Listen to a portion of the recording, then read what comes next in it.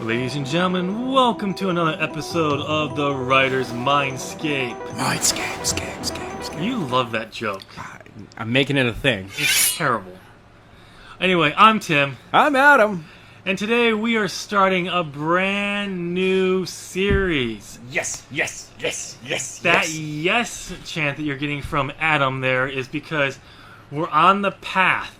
Yes, we Not are. there yet, No, but no, on no. the path We're getting there. to a topic that he's excited about. Because we just covered magic, something I'm excited about. I mean, I love everything about world building as well. Yeah, it's fun. So I'm always on a topic, but magic's one of my top topics for world building. Glad you were able to get there. Mine is society. Society, which we're getting there, but to get there, we want to build to it.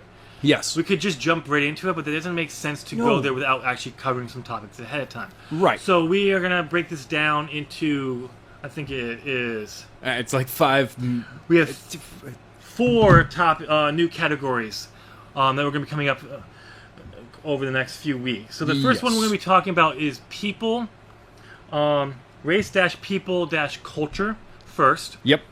We kind of merged the people and culture, people and races were going to be its own thing, but we kind of decided that it fit really well with culture together. Yeah. It's the first major topic. So we decided to merge them together. Then we're going to be going into from culture to society, Adams. Oh, it's the fun part for me. We'll touch on a few things there that he really likes. Then we'll go into government. Oh, that's where it gets really fun. Yep, another thing that Adam loves.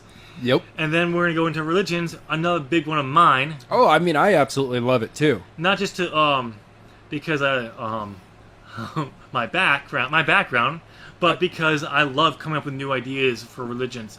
And Really? not to say focus on gods either. No, so theology in general is Yeah. kind of a fun topic Yeah. for me anyway. I'm trying to adjust my mic. Okay. There we go. There you go. That's Good better. job. That's better because it's like down low. Yeah. Okay. So today we're going to be covering race versus species. Yep. And appearance. Yes. So these are going to be 2 big top areas we need to focus on. Some different things we got to kind of cover here. Yes. So we're going to do that, and next week we'll wrap up the people part of it with some other things. We'll do a preview of what that will be at the end of the episode, just so you know what's to come. All right. But today we got to talk about the difference between races and species. Yes. Adam, what is the difference? Do you know? So from a fantasy background, Yep. race is typically, are you dwarven? Are you elvish? Are you an orc? Are you a halfling? Are you human? But at the same time, in most, even fantasy novels these days, Yep. it's now race is less those and a sub, like that species. Yep. And then your race falls under that. Yes. There could be, 2 major tribes of elvish nations, and Yep. they don't say that, oh, we're all elves. And they're like, well, yeah, we're all elves, but Yeah. those guys are night elves. Yep. Or, it's just like, okay, the northern dwarves are going to be different than your southern dwarves. That's exactly. Or eastern dwarves, or, Exactly. I mean, the difference was always looked upon. Okay, a race is a different subgroup, not a subgroup of there. But yeah, the races were like, here's the different groups of people. Yes. No interconnection. Maybe in some fantasy series where there was actually humans that evolved differently. A good example was what's his name? The Sword of Shannara. The Shara? The Sword of Shannara. I have no idea what that Terry is. Brooks. Okay. It's a fantasy. Earth turned into a fantasy world. Oh, okay. Magic is returned. Elves always existed. They were always hiding because of their magic. And now they're able to show their true appearance. Because a cataclysm happened in present day that eventually brought back the more fantasy settings and all this stuff. That's pretty cool. Dwarves are kind of a subgroup of humans that went underground.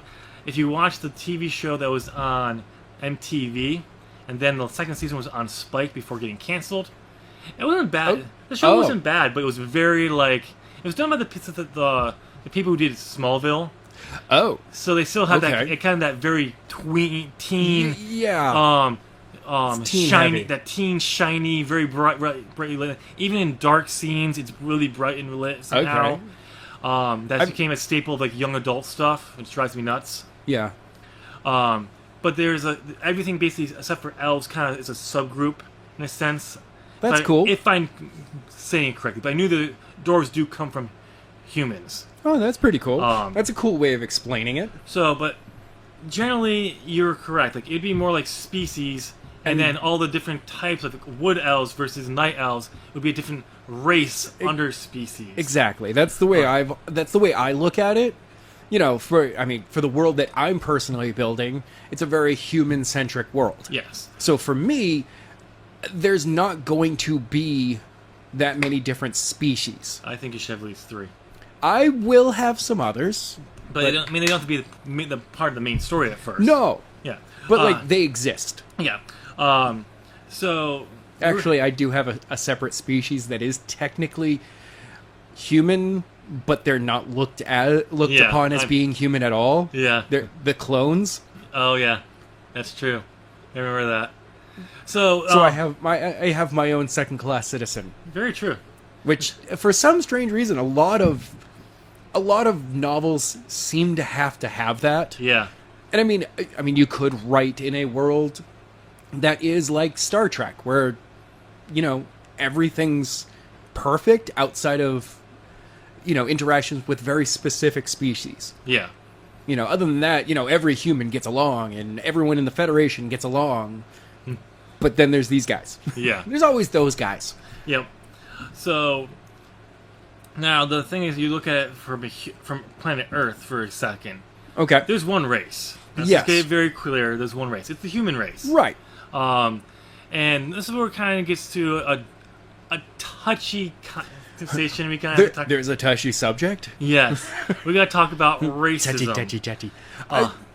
In a sense, we're not going to go into the political elements of this.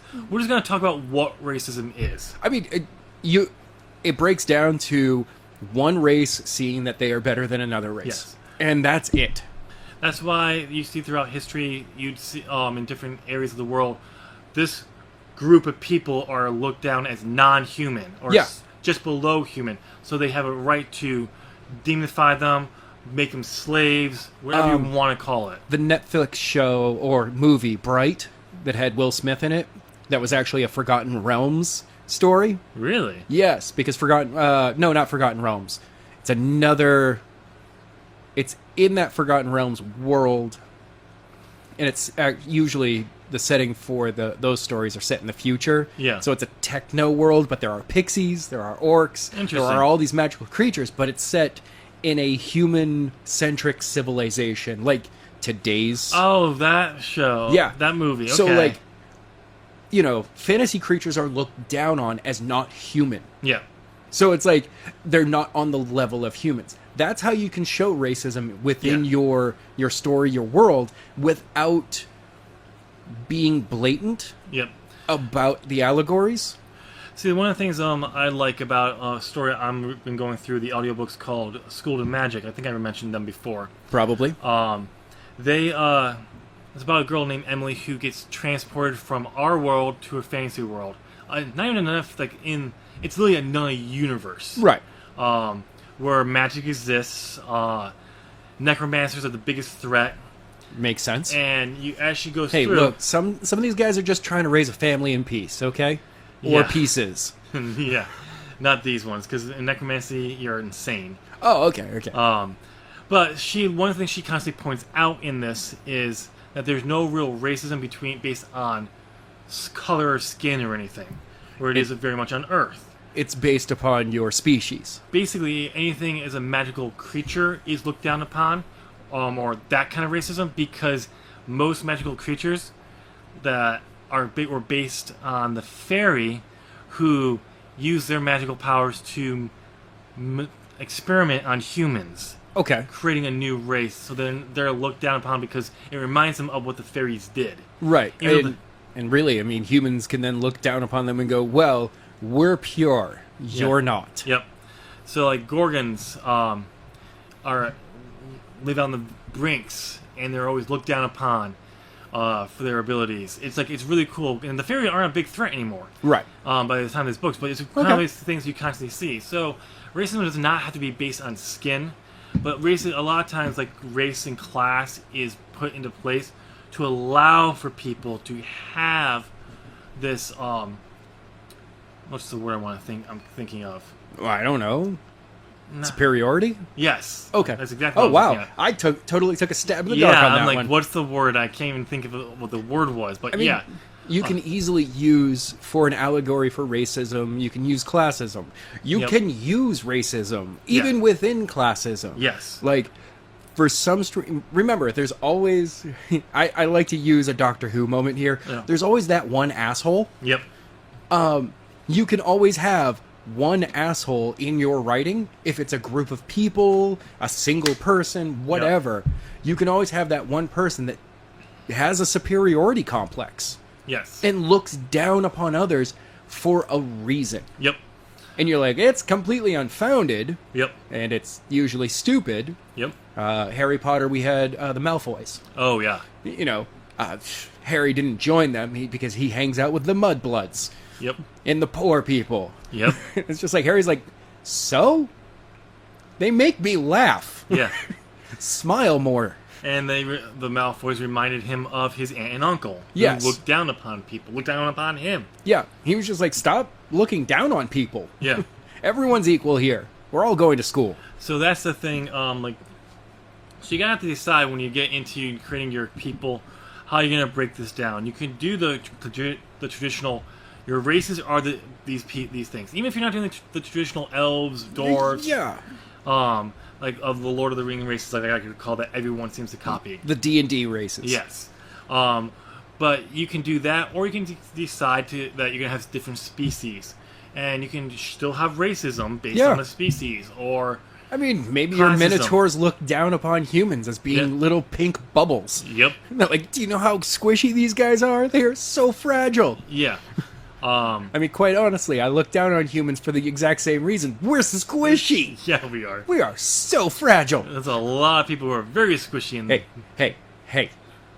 Just because I'm a little overweight doesn't mean anything. A little? Whatever. Anyway, so that's one thing you will have to talk. You have to make that decision on that. One thing I would definitely recommend if you're going to do your own fantasy world, stay away from the classical races. It's been done to death. Yeah, I mean, unless you're... Yeah, quite honestly, just find something else. Your best bet is if you're determined to do one of the classical races, do one of them.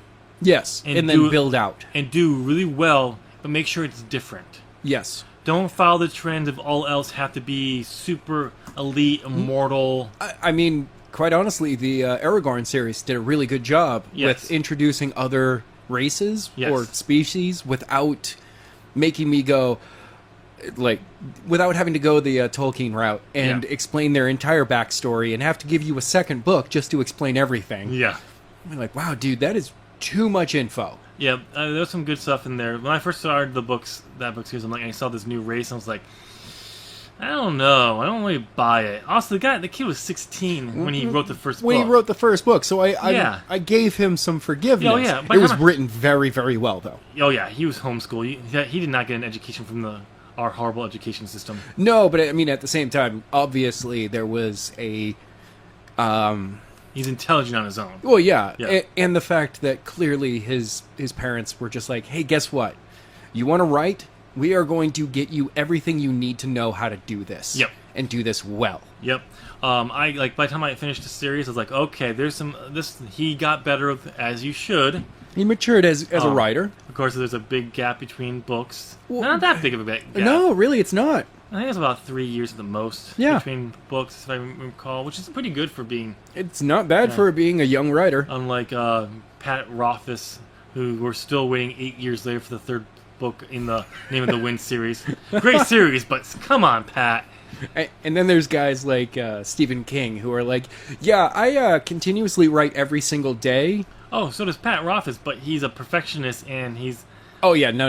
He breaks it down. Steven's just like, and here's a new novel, and here's a new novel. He's like, I do have a team of editors that go through it and make sure that it is better. Yep. And then then I say yay or nay on those changes, and it then gets sent to the publisher, who sends it through their editors. As Stephen King says in Stephen King writing, he has a 3-draft system.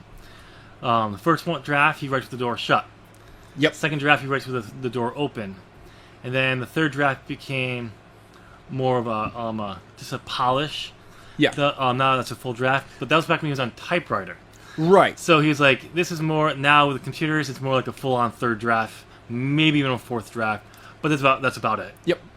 Yeah, most of the time, like, that idea of door closed, it's like, no, this is just me and the paper. Yep.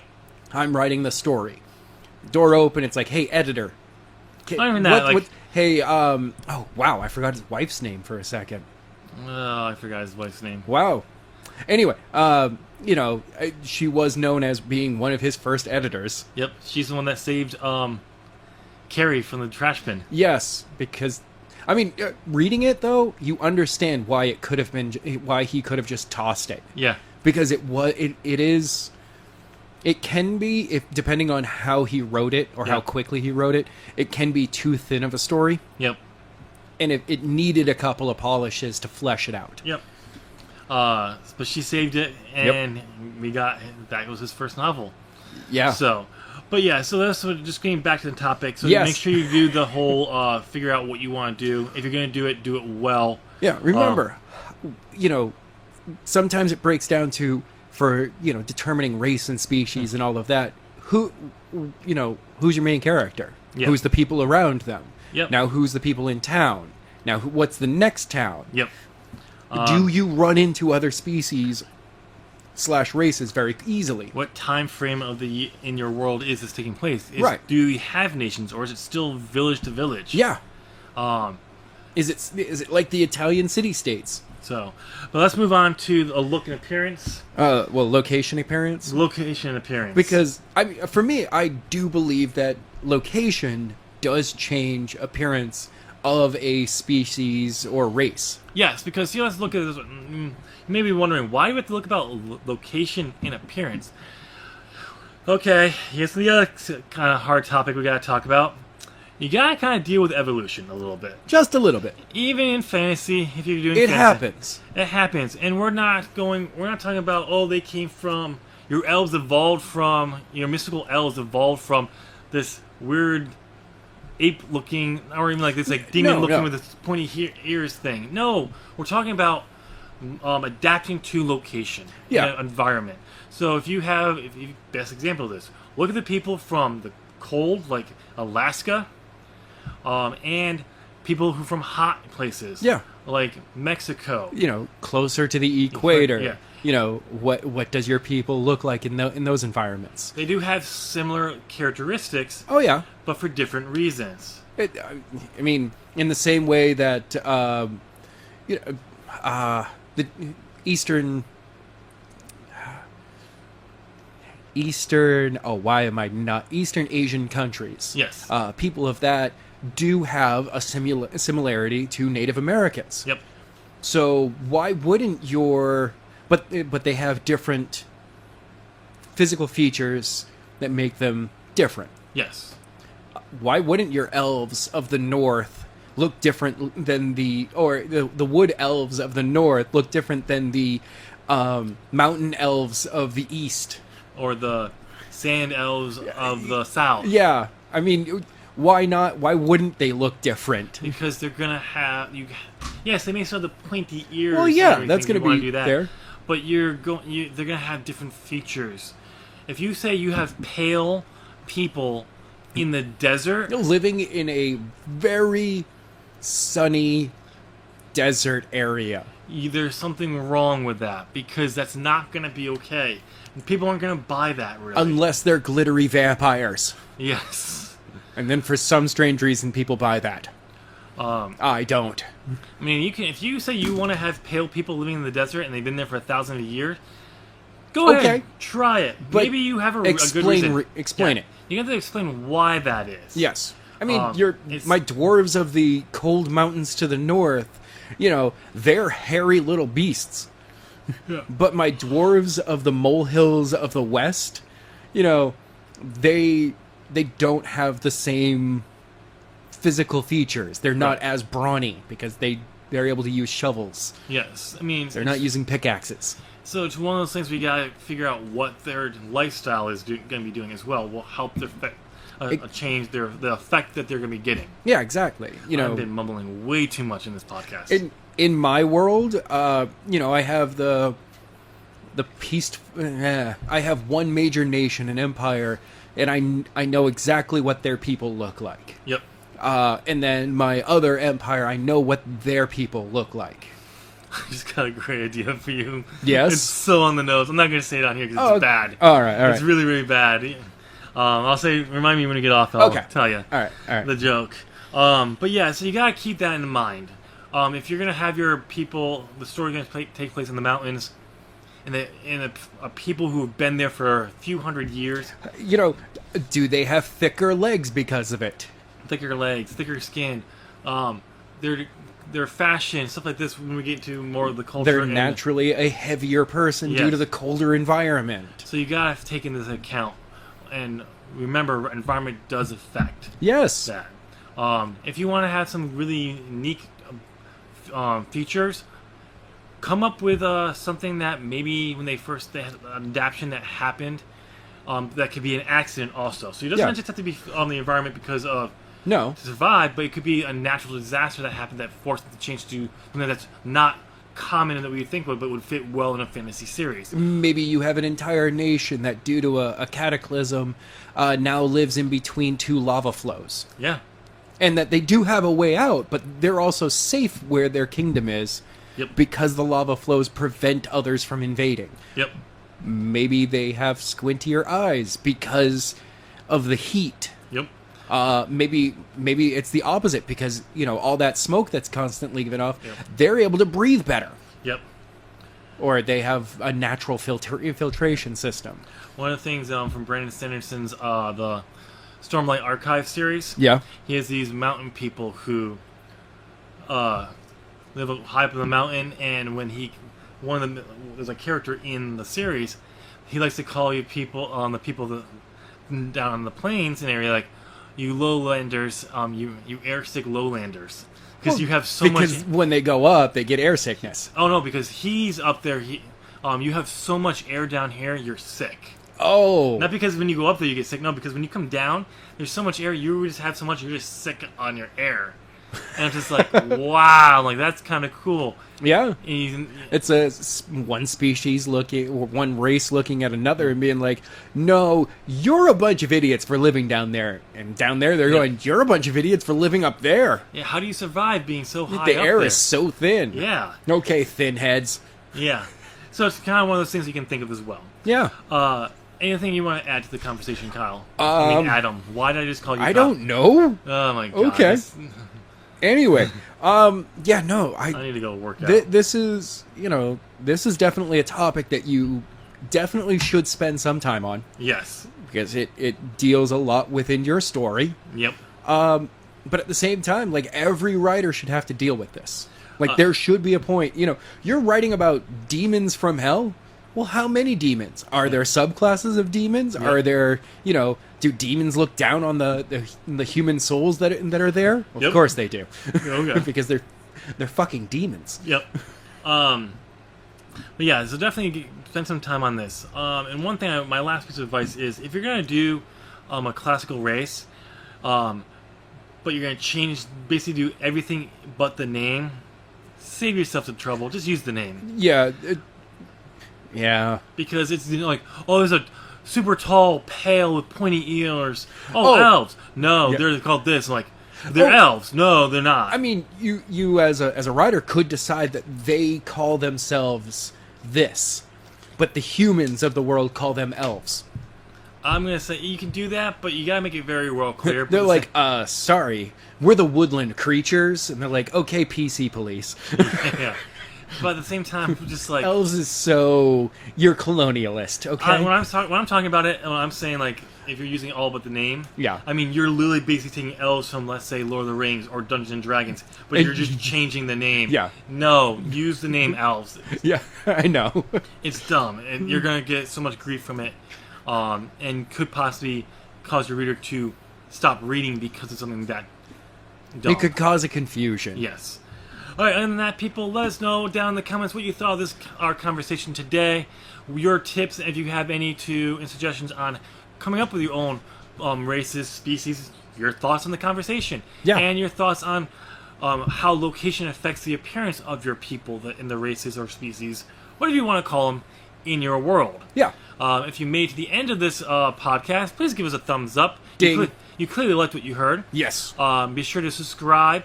Hit Ding. that bell to Ding. join the notification squad. Follow us on Facebook. Yes. Twitter. Follow us on Twitter. Do we have an Instagram? No, we don't have an Instagram. I am not that young. Too many social media platforms to take care of? Yeah. I don't even have Reddit. Yeah, Reddit I don't get. You have to earn karma to be able to post anything? I guess. I don't know. I mean, what? It's one of those things I don't understand. Anyway, ladies and gentlemen, thank you so much for checking us out. Until next week, keep writing. Yes. Bye.